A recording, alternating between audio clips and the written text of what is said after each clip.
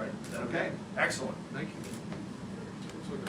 Josh, it's great to be here with you and Brian and all the Problem Solvers Caucus here in the House. And my friend and partner in crime, Senator Warner, Senator from Virginia. We served together on the Senate Select Committee on Intelligence. And semiconductor manufacturing is something that I'm kind of new to, but I've certainly had to learn a lot over the last year and a half. Obviously, supply chain concerns were made clear during COVID-19, but there's probably no greater vulnerability in the United States from a national security and economic perspective than our dependency on supply chains of semiconductors that are made outside of the country, primarily Asia, and then shipped here to the United States. And just plainly said, people wonder, well, what do semiconductors do? Basically, everything with an off and on switch involves semiconductors. And unfortunately, we're finding that they're an essential part of automobile manufacturing, but everything from refrigerators to washing machines, basically everything we have these days due to this incredible technology. Senator Warner and I got together and introduced the CHIPS Act in the Senate, and we have great bipartisan support for that legislation, and it now has passed the Senate. This is one of those areas where we have great bicameral, bipartisan, and executive branch consensus on the importance of getting this done. And now it sounds like from the discussions yesterday, this will be an essential part of the conference committee on the defense authorization bill. But my hope and really my dream would be for us to get this CHIPS Act passed. Not only the part that has to do with grants that can be made to sort of level the playing field when it comes to building manufacturing here, which costs about a third more than it does in other parts of the world like Asia, but perhaps also the tax credit, which was an original part of the bill that Senator Warner and I introduced. So this is an example of how we solve problems. We identify problems, vulnerabilities, things that we need to do, and we get them done. And we're about halfway there, and we're looking forward to working with our friends in the House and the Problem Solvers Caucus to get this over the finish line. I'll turn it over to my friend and buddy, Senator Warner. Well, thank you, John. And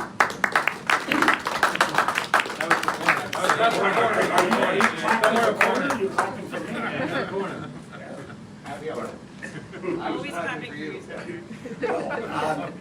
let me thank, John and I sit on the intelligence committee. And one of the things that we've seen over the last few years is in area after area, China is investing at levels that we used to invest in America, particularly in technology. And I think in many ways, kind of one of the predecessors of this CHIPS Act was what China was doing in 5G and with Huawei, where for the first time, literally in decades, China flooded the zone with standard-setting bodies and created a world-class competitor in Huawei, and we had no American alternative. And so many of the chips that we're going to be talking about in a moment go into the sensors that will be in the so-called Internet of Things. And John and I and other members of the committee, and we're completely bipartisan on this issue, said the United States has to step up with a level of competitive plan, frankly, that we kind of took for granted for the last 50 years, that now we actually have to put our money where our mouth is. And in the CHIPS bill, in addition to the dollars I'll talk about in a moment, there's a couple $2 billion to make sure we continue to invest in 5G and what the next generation of that will be called Open Radio Access Network, ORAN, where we can get back to more software-based solutions on next generation telecom. And I think this challenge we're going to see in artificial intelligence, we're going to see in quantum computing, we're going to see in hypersonics. We had an extraordinary hearing on kind of bioindustry and how dramatic it will be. But chips, semiconductors, to echo what John already said, we went from 37% of all chip production in the world to 12%. And I think without the CHIPS Act, because of this price differential, because all in building one of these new fabrication facilities, the manufacturing plants, is north of $10 billion by the time we build and go through a couple of years of operating losses. If we don't do this, I don't think there'll be another chip manufacturing facility built in America. We're talking about $52 billion in the CHIPS Act, 40 of it to build 7 to 10 new facilities across America, 12 billion of it to maintain our lead in research and development. That's serious dollars. But you look at it, China's putting up 150 billion. South Korea's putting up 135 billion. If you have one of the reasons why there is such consternation at this moment over Taiwan, the leading chip producer in the world is Taiwan. And probably the most cutting-edge company of all is a Taiwanese company called TSMC. So if we want to bring jobs back to American manufacturing, if we want to guarantee the security of our supply chain, if we want to say to our allies around the world that America is back in the game, and I think we're going to need to do this in conjunction with our allies in Asia and in Europe, to collaborate on chips and other areas, we've got to get this piece of legislation through. The fact that it's bipartisan in the Senate, 68 votes, is great. We're looking forward to continuing to work with the problem solvers, and I will say before I turn it over, I'm going to give it to Josh first, or Brian first? Yes, yeah, Brian. Give it to Brian first. At least for many of us, we had a bipartisan win this week when the president signed the infrastructure bill, and I know many of the press pursued us for months and months and months, and we kept saying we were this close, this close, this close. It took a lot longer than it should have, and it was a lot uglier sausage making than it should have been, but it does demonstrate that we can, in a bipartisan way, get things done. Chip should be next on that agenda. Brian, take it off. So the semiconductor issue is an issue that gets very little attention, but it should be given all the attention in the world right now because it's existential, literally.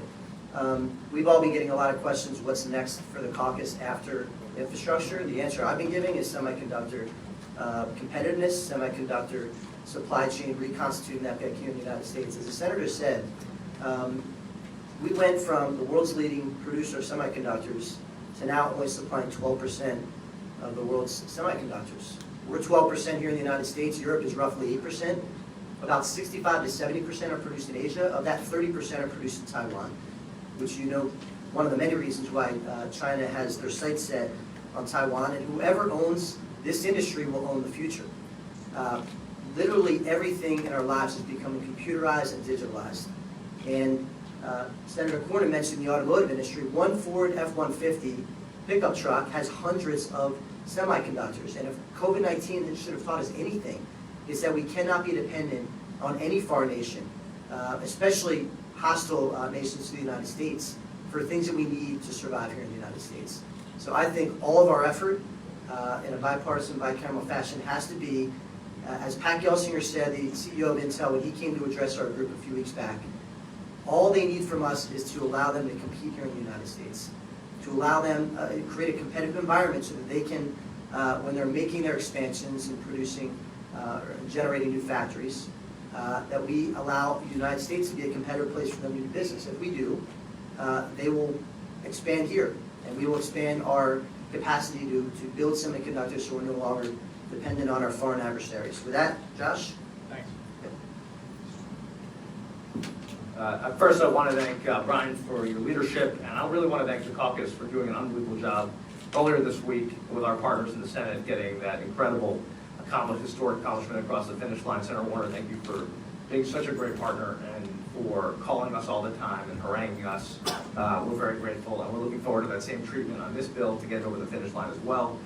You know, what's clear to me is when we work together across the aisle and put country first and refuse to let the perfect be the enemy of the good, we have endless opportunities to strengthen our economy, our country, and our future. We have the opportunity for America to compete and to win, particularly against those who seek to do us harm. And all of us who are gathered here today are determined to do just that, to compete and win. And in the COVID world, one of the most pressing issues, as Brian has said, he's been a great leader on this, one of the great issues affecting our nation is the shipping and supply chain crisis. And what's clear is that for too many goods and products, as was said, from cars to computers to farm equipment in my district, so much we rely on our suppliers, our farm, and especially far too much of it from China and from other countries in Asia. And as a result, when we have a challenge, we come up short. That's the problem we're looking to solve today. That's why we need to invest in the Chips for America Act. and in chips, no matter what vehicle it comes through, to encourage game-changing investments in semiconductor research, design, manufacturing here in America. As one of my state papers reported back in Jersey, if you need to buy or fix a car right now, good luck. The shortage of microchips is not only dire for our economy, it goes right to the heart of our national security. Growing our domestic semiconductor manufacturing capacity is critical. And we're lucky to have the chairman here of the select committee, and I know we've talked about this, if we don't do something to lessen our dependence on this foreign-based supply, we're going to have a challenge, whether that's Taiwan or Beijing or South Korea. In 1990, the United States produced 40% of the world's supply, and as Brian said, we're now down to just 12% of chips. So we can't afford to sit idly by. This legislation we're working on together in a bicameral way, in a bipartisan way, will help solve this problem, and it's got Democrats and Republicans together once again. And that's how we should be governing in our country. So this is about ensuring our competitiveness, breaking our resilience on foreign production. It's about America leading in the 21st century, and the Problem Solvers Caucus continues to plan to help lead the way. Working with our Senate colleagues, we will continue doing this. We will get this legislation across the finish line for our country, for our businesses here in the greatest country in the world. There's no reason if we invest and we're smart and do the right thing that we cannot make sure we get back on track, reopen our doors for our nation, put us back in the microchip production business, and deliver a much-needed boost to our economy and help hardworking Americans on the job front. Let's get this done as we did earlier this week. 29 Democrats, the 29 Republicans, the Problem Solvers Caucus, we are ready to work and get this done this year. Thanks and God bless. And now I'm very, very honored to introduce, we'll go back here, John Kakko from the great state of New York, who's going to also add some words. Thank you. Thank you. Thanks, Josh. I'll be very brief. I first want to say the Senator's comments were spot on, and I encourage you to go back and go through what he said because it's really, really spot on what he's talking about. So I don't want to repeat them, I want to adopt them. But as head of the Homeland Security Committee, I can tell you without any hesitation that supply chain security is economic security, and economic security is homeland security. And that's the way you got to look at this. If China decides going to Taiwan tomorrow, what are we going to do about it? What are we going to do when China supplies a huge portion, or controls a huge portion of the supply chain network for chips? That's what we're trying to combat against. And if anyone tells you that Congress is dysfunctional, they're not looking at this bill. Strictly bipartisan, it was some common sense legislation addressing a problem that needs to be addressed, and it's a very, very serious problem. And so I encourage you all to make sure you get that message out to everybody. Economic security and supply chain security or homeland security, we need to get this bill passed right away. And I thank the Senator for what you're working at. Thank you all for the teamwork here as usual in getting this, bringing the recognition to the House. Thank you. Ellie Stevens from Michigan. Thank you. Well, the reality is we invented chips here in the United States of America. We should be making them here in the United States of America. Yes, 30 years ago, we were at 40% nearly of production, and now we're down to about 12%. I represent an automotive-rich district. In fact, the home office in Livonia is around the corner from a chips company, Infineon. I'm knocking on their door all the time. I am a semiconductor enthusiast and have spent the balance of a decade trying to champion this industry for what it means for our innovation and what it means for our automotive sector. The reality is right now in Michigan, we've got cars sitting in lots that are nearly almost produced, except for they're missing their chips. They're missing the particular types of chips that go into automobiles. We hear the automotive manufacturers saying right now, oh, it's winter, you want that heated seat, that heated steering wheel. We can't do it right now. But yet, who innovated throughout this entire pandemic? Who stood up and responded to our industrial call to action? It was our automotive manufacturers. So we owe this to them. We owe it to the suppliers who I meet with every single week through my Manufacturing Monday program, who have purchase orders that they can't meet because of a chip shortage. We've got temporary layoffs happening across this country. Stellantis, the parent company of Chrysler, just announcing 400 layoffs in the state of Illinois. And yet, here we are in the Capitol, bipartisan, coming together to endorse the CHIPS Act. to say now is the time to fund this so that we create a mid to long-term solution, give certainty to an industry, recapture the investment that needs to happen in the United States of America, and continue to win on innovation. So thank you so much to all my colleagues. Great to be here with you. And I got someone else to introduce. Is it Ms. Slotkin also from or Mr. Swansea or Yes, Republican? we're kind of Are we- backwards here. Mr. Upton left? Yeah, Alyssa. Yeah. You're up. There we go. Hi, everyone. I'm Alyssa Slotkin from Michigan's 8th District, and I would just note, similar to my colleague Haley Stevens, feel like this is sort of Michigan at ground zero on this issue. I represent 2 GM plants. One of them has been closed for the better part of 5 months because we can't get a 14-cent microchip. A couple months ago, you could go to Michigan State University, which I represent, and just see fields and fields of cars that were simply missing that one microchip that controlled the airbag and therefore were ineligible to be sold. So this issue hits pretty close to home. And I want to echo what my colleague John Katko said. Economic security is national security. And I think after what we've gone through as a nation with COVID, people have really gotten religion on that idea, and nowhere is that more clear than on microchips. I think that there are a certain set of items that every single one of us relies on, that every single one of us needs, that's key to our daily life and key to our future military leadership in the world. And those issues, those items need to be respected, protected, and invested in. And that's what this bill does. And I do think that it comes on the heels of demonstrating through the infrastructure bill that we actually can get things done. The sausage was ugly, 100%. No one likes seeing that. My family makes hot dogs for a living. No one wants to see that. They want to eat the hot dog. So we gave them the hot dog. And I want to just champion and thank my colleagues, my Republican colleagues, who stood up in the House under great stress and voted for this bill and demonstrated leadership when others did not. Because when you vote against the interests of your district, when you vote against something like fixing our roads and bridges, that means you're putting politics over your people, and I really respect those who took a risk. Particularly my friend John Katko, who is really taking the hits for that vote. So thank you very much. I appreciate your time, and I hand it over now, sorry, to Mr. Swazi. Yes, thank you. Thank you. I'll try and say something new. You know, when President Nixon went to China in the 70s, we thought that the more that China was exposed to us, the more they'd become like us. They'd adopt capitalism, they'd adopt our view of democracy and human rights, and that just doesn't happen. We see what's happened with the Uyghurs and Hong Kong and the Tibetans, and they certainly haven't adopted our system and cheat as far as competing economically. And now they're our strategic adversary. And in the 1980s, we were worried about the Japanese and the Germans stealing our car industry, and we changed the way we did business in the United States of America. We said, listen, we just have to figure out how to make a profit. We have to just go out there and find the cheapest goods anywhere we can in the world. And we went through this whole period of technology globalization, and we're at the point we're at now where we have a strategic adversary who does not share our values, China. We have products that are made in other places that we have no control of whatsoever, and we are at the mercy of strategic adversaries and world markets that we can't move forward without having this basic supply chain.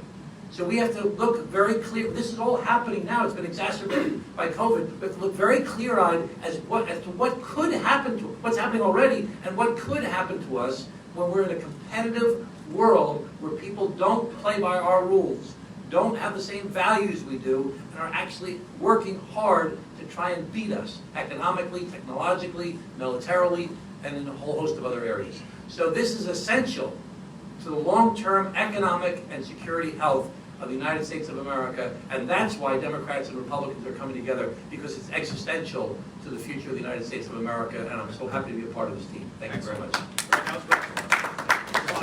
And I want to introduce Tom Malinowski. Thank you, Tom. I was going to say basically what you just said. World has changed a lot. I know you take my side and change it. Always a little bit. World has changed a lot in the last 20, 25 years. We had a consensus on China in the 1990s that was wrong. Josh Gottheimer and I were in the Clinton White House, and we were part of an experiment that failed, and that was engaging this communist country that we thought was emerging into capitalism and then hopefully democracy and then hopefully partnership. I tried to convince you that was a bad idea. It may be a worthy experiment, but we know better now. And what we understand now with crystal clarity is that it is contrary to America's national security interests for our country to be dependent on an adversary for something that is a critical component of everything that matters in our lives.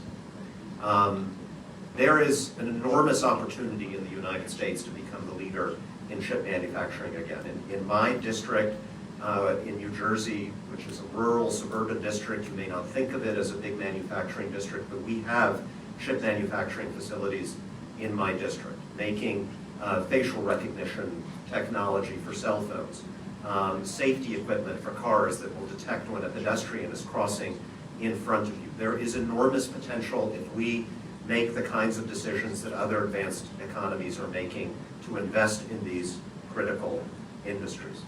And it's not just microchips. I would add the arguments we're making here today can be applied to a lot of other critical materials and resources in our economy. Another example, polysilicon. You don't hear a lot about that. It is a critical component of every single solar panel used in the United States, and about 100% of the supply comes not just from China, but from the Xinjiang region of China, where the Uyghur population is being persecuted to extinction. I don't want to have to choose between clean energy and human rights. I don't want the solar panels on my roof to come at the cost of slave labor. And the only way to avoid that choice is to make these kinds of investments. So we have to make sure this gets in the NDAA, and we need to pass additional legislation. I have a bipartisan bill with Representative Kinzinger, for example, that takes this concept and expands it to other critical industries by creating an office in the Department of Commerce that will make these critical investments in our economic and national security. Thank you very much. Oh, and Representative Gray. Thank you, Mr. Milanowski. You know, we talk about chips, and nobody cares about chips until you don't have them. Every widget we manufacture, we use today has a chip, one sort of another. I'm probably the only Californian up here, and 30 years ago, I used to work in Silicon Valley. I used to do a little bit of venture capital work, and we saw what America built in Silicon Valley. And we didn't think anybody could ever come close to taking us apart. 30 years ago, 40% of the market, world market. Today, 12%. And my colleagues are absolutely right. It's about national security. It's about our economic security. But I'm going to say it's also about another issue, which is world security. You don't want to have to fight over chips anywhere in the world. What we want to do is what we do as Americans. We want to supply the world with the best chips in the world, because that's what America knows how to do. To build the best and to sell them to the rest of the world. Thank you very much.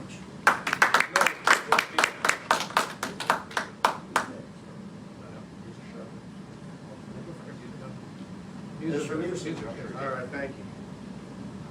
Thank you very much. Thank you all very much. It's really an honor to be here on such an important subject that is so bipartisan as well, and that's what the Problem Solvers are all about.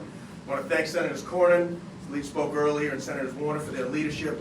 Sincerely want to thank Haley Stevens, John Cacco, Debbie Dingell for all the work they've done to bring this issue to the Problem Solvers Caucus. Also got to thank Ranking Member Michael McCall for his tireless leadership on this issue to increase semiconductor production in the United States. The technologies of today and tomorrow run on semiconductors. That future must be made in the USA. The U.S. leads in chip design and innovation, but we've fallen behind in production and manufacturing.